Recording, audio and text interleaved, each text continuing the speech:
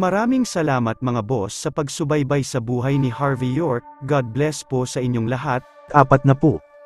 Hindi umamin o tumanggi si Rosalie na iswel sa sandaling ito, sa halip basta na lamang siyang bumalik sa kanyang kinauupuan. Naging maputla ang mukha ni Senior Zimmer nang tumingin siya sa eksenang ito. Kalaunan naisip niyang maaaring makakuha ang pamilya Zimmer ng pagkakataon ngayon na magpakitang malakas ulit sila. Gayunpaman, kung tiyak na malaking dagok para sa pamilya Zimmer ang mga nangyari sa sandaling ito. Si Zack Zimmer ang future CEO ng pamilya Zimmer. Gayunpaman, naging katuwatawa siya at public enemy ng buong Niamey ngayon. Kung magiging in charge siya sa buong pamilya Zimmer, sinong makikipag-cooperate sa pamilya Zimmer sa hinaharap? Imposible para sa pamilya Zimmer na aasa lang sila sa commercial center project habang buhay. Isa pa, baka i-withdraw ng York Enterprise ang capital nito. Hindi naglakas loob ang pamilya Zimmer na magsalita na magpasya ang York Enterprise na bawiin ang kanilang capital. Sa sandaling ito, napabuntong hininga si Senior Zimmer sa ginhawa habang nakatingin sa table ng York Enterprise mula sa malayo. Wala pa ring lamang tao ang mesa. Sa kabutihang palad, wala dito ang bagong CEO. Kasabay nito, napunta ang mga mata ni Senior Zimmer kay Harvey mula sa malayo. Sa totoo lang, nangyari ang bagay na ito ngayon dahil kay Harvey, kung kaya dapat managot ang walang silbing bastardong ito, at lutisin din ito. Tiyak na kailangan niyang magsakripisyo sa pamilya Zimmer, dahil nais pa rin niyang maging live-in son-in-law nila. Samantala, patuloy sa pagbago ang ekspresyon ni Senior Zimmer, ngunit hindi siya makaisip ng anumang solusyon sa sandaling ito. Natapos ang banquet, at di nagtagal ay dumating ang ilang staff para alisin ang lahat ng mga tableware at palitan ito ng mga maseselang tea set. Gayunpaman, mukhang kakaiba ang mga staff nang makita nila si Zack. Sa mga pangyayaring iyon, hindi kumpleto ang mga tea set na pinalitan sa table ng pamilya Zimmer, pati ang tubig ay malamig. Galit na galit si Senior Zimmer na muntik na siyang atakihin sa puso nang makita ang eksenang ito, ngunit ang lahat ay tiniis na lamang niya ito. Teritoryo ito ng mga naiswel, paano siya maglalakas loob na gumawa ng anuman? Sa parehong oras, si Harvey na nasa main table ay walang kahit anong pakialam sa pamilya Zimmer, si Mandy lang ang inaalala niya. Nanatili ding tahimik si Harvey dahil nakita niyang hindi tumayo si Mandy at hindi nagsalita mula sa simula hanggang wakas. Kung tumayo si Mandy at nagsabi ng isang magandang bagay para kay Zack ngayon lang, baka tapos na ang isyong ito ngayon. Sayang at palaging binubuli ni Zack si Mandy. Hayaan si Mandy, na ipagtanggol siya ngayon, paano ito mangyayari? Bilang chairman, tumayo si Shane na iswel mula sa kanyang kinauupuan, pumalakpak at ngumiti, saka sinabi, "Bueno mga kaibigan, ngayong tapos na akong uminom at panoorin ang palabas, magpatuloy tayo sa serious business ngayon." Agad na sumiklab ang masigabong palakpakan ng madla matapos siyang magsalita. "Mr. Naiswell, lahat na iyong pinaghirapan ay mga pambihirang treasure. Maswerte kami para makita ang mga ito ngayon. Mr. Naiswell, iniisip ko lang kung antique fair ba ito o isang live auction ngayon." "Oo, Mr. Naiswell. Pagbigyan mo sana kami, tutol naman marami ka ng mga koleksyon." Nagkagulo ang isang pangkat ng mga tao. Hindi nabibili ng salapi ang anumang naka-auction sa antique fair ni Shane.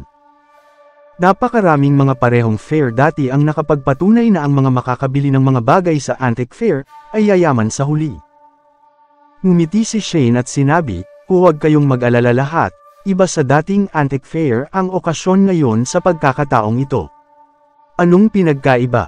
may nagtanong. Sa pagkakataong ito, ang munting kaibigan na katabi ko ay magkakaroon ng isang maliit na tunggalian sa President ng Niamey Antique Dealers Association, si President Zorite. Pareho silang mag-a-appraise ng mga antique, tukuyin ang authenticity at value ng mga ito. Siyempre, each check ko din sa huli. Habang nasa proseso, sinumang makaisip na valuable ang antique at nais na bilhin ito ay pwede ring presyuhan ito. Sambit ni Shane at tinuro si Harvey. Oh my gosh! Nakakamangha kung paanong qualified ang binatang ito na makipagkompetensya kay Pangulong Zorite. Napakahusay ng binata. Hindi nakakagulat na labis ang paghanga ni Master na Iswell sa kanya. Payagan siyang makipagkumpetensya kay President Zarate, obvious na gustong ayusan ni Master na Iswell ang binatang ito. Sa sandaling ito, namangha ulit ang madla. Sa wakas ay alam na nila ang tungkol sa pagkakakilanlan ni Harvey. Siya ang newcomer na napakatalentado sa pag-appraise ng mga antik na maging si Master na Iswell ay nais siyang punihin. Kumpara sa pagkamangha ng ibang mga tao.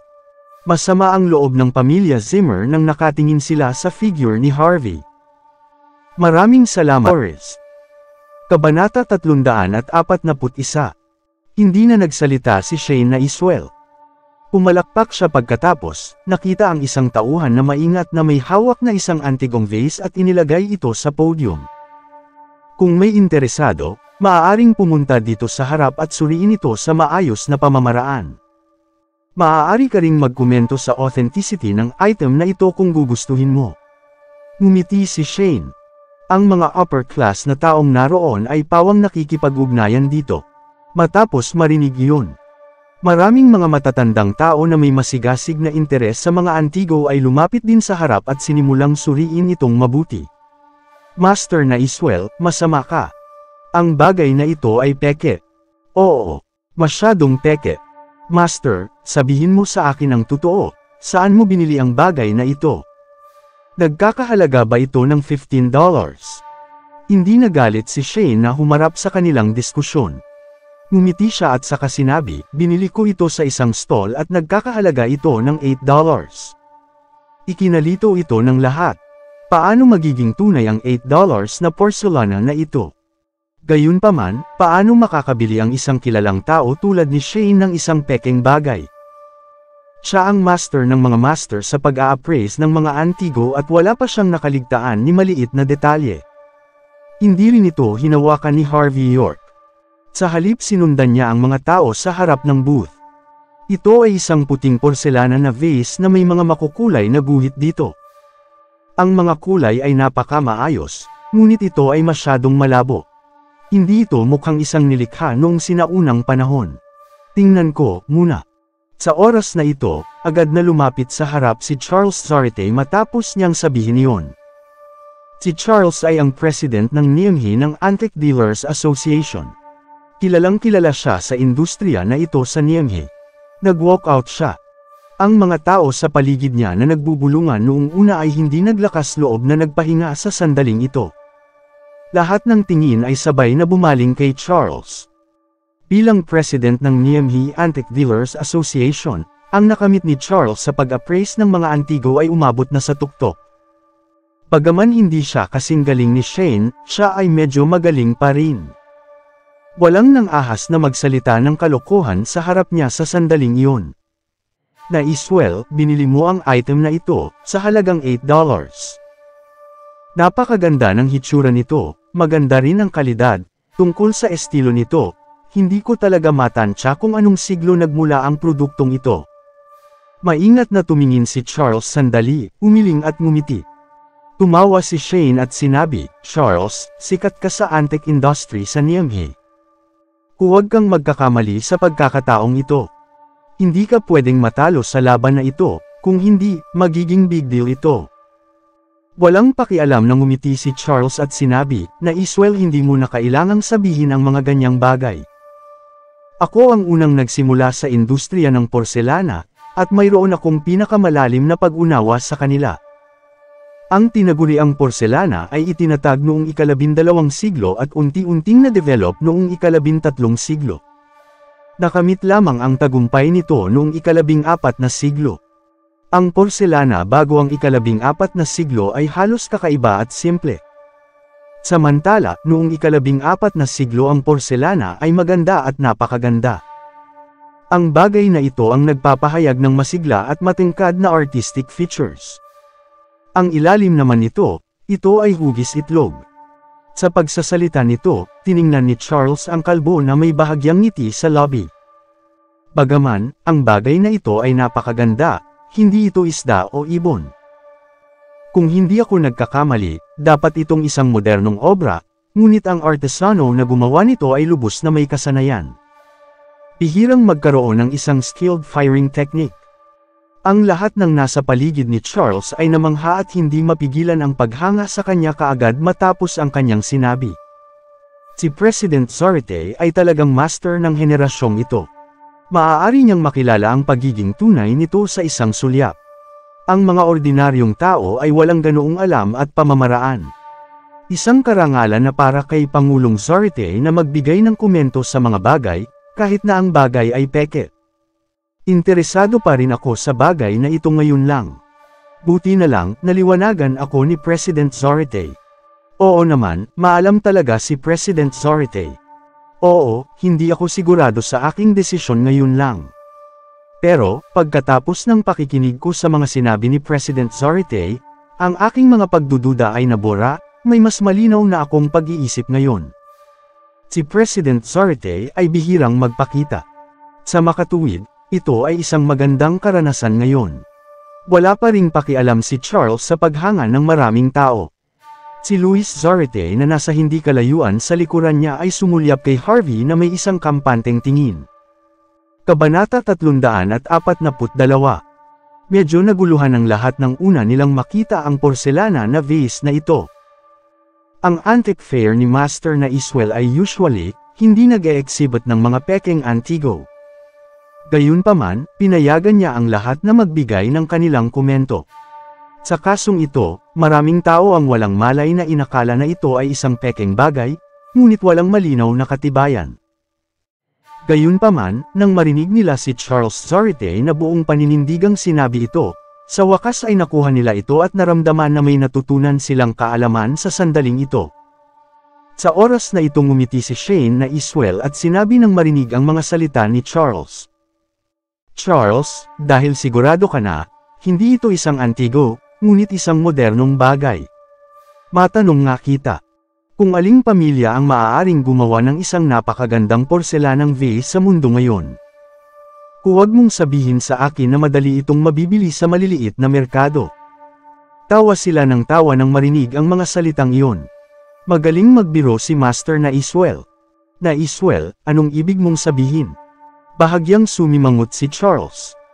Nag-isip-isip siya sa sandaling ito, inakala niya na ang porselana na vase ay peke, ngunit medyo nag-aatubili siya nang makita ang ugali ni Shane. Samantala, si Harvey York ay lumapit at sinabi, ano kaya kung ako ang kikilatis? Maraming tao ang napatingin kay Harvey, nang sinabi niya ang mga salitang iyon. Ang lalaking ito ay ang binatilyong pinapaboran ni Shane. Na-curious sila sa iniisip niya. Harvey, maswerte ka na nakuha mo ito ngayon lang. At ngayon, sinusubukan mong magkunwari at magsimulang magyabang ulit. Malinaw na sinabi na ng aking master. Tingnan mo kung sino ang nagsasalita. Lumayas ka dito. Tigilan mo ito ngayon din. Galit na galit si Luis Zorite kay Harvey. Pinagalitan niya kaagad si Harvey. Ipinahiwatig din niya ang mga madalas na lumuhod sa kanyang booth upang sawayin si Harvey. Boy, nakonclude na ni President Zorite at ngayon sinabi mong nais mong kilatisin. Kinu-question mo ba ang mga kasanayan sa pag-appraise ni President Zorite? Ang mga kabataan ay dapat maging mapagpakumbaba. Huwag mong isipin na napakahusay mo, bagaman mayroon kang ilang mga skills. Si Rosalina Iswell na nakatayo sa gilid ay bahagyang nakasimangot. Sa kanyang paningin ang porselana na vase na nasa harap niya ay tila isang peke. Hindi niya alam kung bakit gusto pa ring magsalita ni Harvey sa sandaling ito. Posible bang nais niyang sabihin na ito ay peke? Kung gayon, hindi ba't ginagaya lang niya si Charles? O nais niyang gumawa ng isang nakakayanig na pahayag na ang bagay na ito ay totoo? Hindi ba niya alam na ang consistency ang pinakamahalagang bagay sa antique industry? Sa industriyang ito, kung sino man ay nagkamali ng isang beses, maaaring masira ang reputasyong pinaghirapan niyang mabuo. Samantala, ngumiti si Shane at sinabi, nasabi ko na ito ngayon lang. Ito ay isang maliit na laban sa pagitan ng binata na ito at ni Charles. Mabuti na may magkakaiba silang opinyon. Maraming tao ang natigilan nang marinig ito. Ano? Kinakampihan ba siya ni Master na Iswell? Posible bang ang binatang ito ay tunay na medyo may skills? Sa sandaling ito, hindi mapigilan ni Queen Zimmer na magngit-ngit. Hindi niya mapigilan nang marinig niya ang sinabi ni Shane. Sinabi niya, Master na Iswell, huwag kang magpapaloko sa walang kwentang bastardong ito.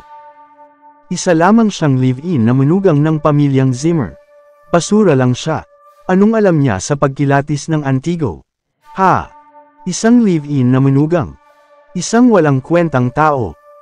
Sa oras na ito, maraming tao ang naalala na ang pamilyang Zimmer ay tila may kilalang live-in na manugang na ang pangalan ay Harvey. Kung titingnan ang pag-uugali ni Queen, iniisip nila kung ang binatang ito ay ang maalamat na live-in na manugang. Samantala, ilang mga tao na pinupuri si Harvey noong una dahil sa pagpapahalaga ni Shane ay pilit nagpipigil tumawa sa sandaling ito. Hahaha, buhaha. Ano ang sinusubukang gawin ng live-in na manugang na ito? Sinabing hindi makapaghintay ang pamilya Zimmer na paalisin siya dahil wala siyang silbi. Wala siyang alam at tinatawad lang ang kanyang oras. Dahil dito, dumating pa siya upang kilatisin ang mga Antigo ngayon.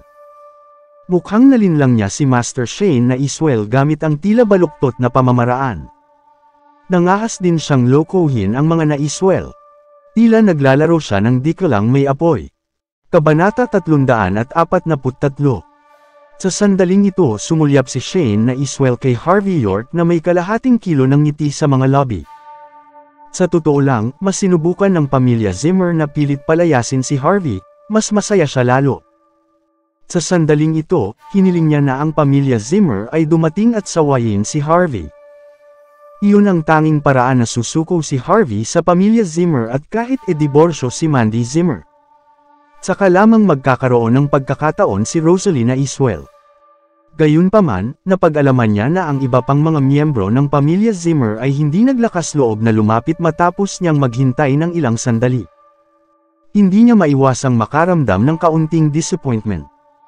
Ngumiti siya sa kasinabi pagkatapos sulyapan ni Sr. Zimmer, mga kaibigan, may mga dahilan ako sa pag-imbita sa aking munting kaibigan na lumahok sa Antique Fair. Pakinggan natin ang sasabihin niya. Biglang natahimik ang mga tao nang magsalita si Master Shane na Iswell. Bagaman kinaayawan ng lahat ang maalamat na live-in na manugang na ito, hindi sila naglakas loob na sabihin kahit ano sa ngayon. Sumulyap ng malalim si Harvey kay Queen. Nasabi lang niyang estupido ang babaeng ito. Hindi niya alam na ginagamit lang siya ni Zack Zimmer bilang isang pain. Gayunpaman, hindi na siya nagsalita ng anumang kalokohan sa ngayon. Sa halip, lumapit siya at kinilatis ng mabuti ang porselana sa harapan niya. Parehong sina Harvey at Charles Zarate ay masinop at maingat, ngunit magkakaiba ang kanilang mga estilo. Sa sandaling ito, tiningnan niya ang porselana na vase sa pakaliwa at pakanan. Gamit din niya ang kanyang daliri upang pitikin ito paminsan-minsan. Hindi ito nagmumukhang nag-a-appraise siya ng mga antique. Ang banquet hall na minsang natahimik dahil sa mga salita ni Shane ay naging maingay muli sa sandaling ito nang makita ang eksenang ito. Akala ng lahat na kinilala ni Shane si Harvey ngayon lamang, at medyo may kakayahan siya. Gayunpaman, sa pag-obserbo sa kanyang mga aksyon sa sandaling ito, parang lahat ay nanunood ng isang payaso. Nag-a-appraise ng antique. Paano niya nagawa ito? Sinasabing ang batang ito ay minsang nagkaroon ng matinding swerte dati. Nagawa niyang kilalanin ang The Rocky Mountains, Landers Peak sa Mountain Top Auction. Maaaring iniisip niya na makakatsamba uli siya ngayon. Susunod, tingnan natin kung paano niya ginawang tanga ang sarili. Sa sandaling ito, maraming upper class na tao ang napaisip. Lalo na ang ilang mga kabataan na may crush kay Rosalie na Iswell. Ang live-in na manugang na ito ay mayroon ng maladyosang asawa, ngunit pinatulan pa rin niya si Rosalie. Ang lalaking ito ay sinumpa. Kasabay nito, ang mga mata ni Mandy na nasa likuran ay kakaiba. Hindi niya malaman kung bakit nag-aalala siya kay Harvey sa ngayon. Nag-aalala siya na baka sumable siya. Lihim siyang napasinghap pagkatapos makita ang mga ekspresyon ng mga miyembro ng mga pamilyang Zimmer sa paligid niya. Sabik na sabik silang makita si Harvey na pumalpak ito. Hindi ba nila naiintindihan na kung si Harvey ay gagawing tanga ang kanyang sarili ngayon, hindi lamang siya mawawala ng mukha kundi pati na rin ang pamilya niya.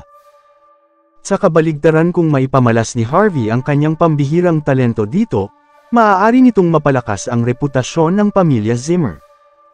Sa kasamaang palad, hindi nga lang siya makalusot sa mga miyembro ng pamilyang Zimmer sa sandaling ito. Balisa rin si Rosalie, bagaman pinagdududahan niya si Harvey nang ina-appraise niya ang antigong Rolex nito sa huli. Sa sandaling ito, siya ay tunay na nag-aalala para sa kanya. Masyadong kumpiyansa si Harvey. Tinanong pa niya kung maaari niyang kilatisin itong muli pagkatapos na i-appraise ni President Zarate. Kung may nangyari na mali, nakakahiya. Nang hinihintay na siya ng lahat na magdulot ng isang eksena, biglang inabot ni Harvey ang kanyang kamay at hinampas ang porselana na vase ng 2 beses pagkatapos niyang tingnan ito ng ilang segundo. Bahagyang nagbago ang mukha ni Shane matapos makita ang eksenang ito. Pagkatapos ay humagalpak siya ng marahan. "Boy, kapag nangahas kang sirain ang item ko, sisirain ko ang ulo mo." Sayang at si Harvey lamang ang nakarinig nito, at ang iba pa ay hindi man lang ito narinig. Kung hindi, maaaring magbago ang kanilang pagtingin kay Harvey. Tumawa ng malakas si Luis Zarate na may isang mapangutyang ekspresyon sa mukha. "Harvey, alam mo ba talaga kung paano mag-appraise ng mga antek? Upang masuri ang porselana, sinasabing mayroong 4 na hakbang, na kung saan ang mga ito ay tingnan, pakinggan, ihambing at subukan. Sa hakbang na pakinggan, ito ang paggamit ng tunog ng pagtapik sa porselana upang malaman ang kondisyon nito. Kung hinampas mo ito ng ganoon, paano mo ito makikilatis ng tama? Bagaman ito ay huwad, kung nasira ito, kaya mo ba itong bayaran? Balita ko na nakakakuha ka lamang ng $15 na pocket money sa isang araw. Kaya't please mag-ingat ka."